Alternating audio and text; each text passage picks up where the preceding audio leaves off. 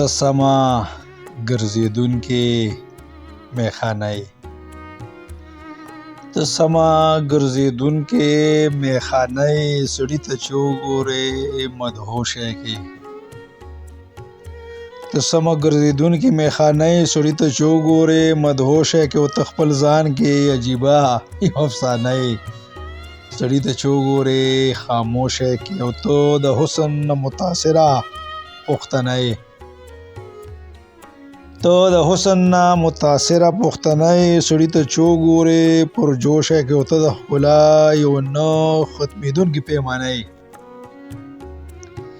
ته د ښکلا یو نه ختمېدونکې پیمانه یې، سړي ته چې وګورې قسم فروشه کې. او ته د حسن مصور تصویرخانه یې.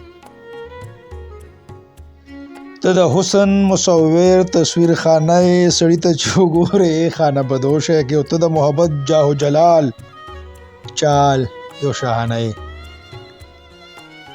ته د محبت جاه و جلال چال یو شاهانه یې، سړي ته چې وګورې روپوشه کې. او ته د کندهار سور انار دانه دانه یې.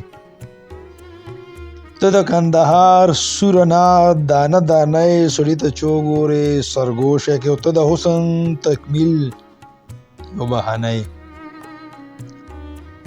ته د حسن تکمیل یو بهانه یې، سړي ته چې وګورې خبر پروشه کې. او خیر شعر مقطع چې ته د صمد خلیل شعر یو سرهانه یې.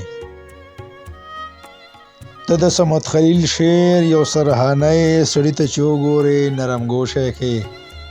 سړي ته چې وګورې نرم ګوشه کې، نرم ګوشه کې. ډېره مهرباني.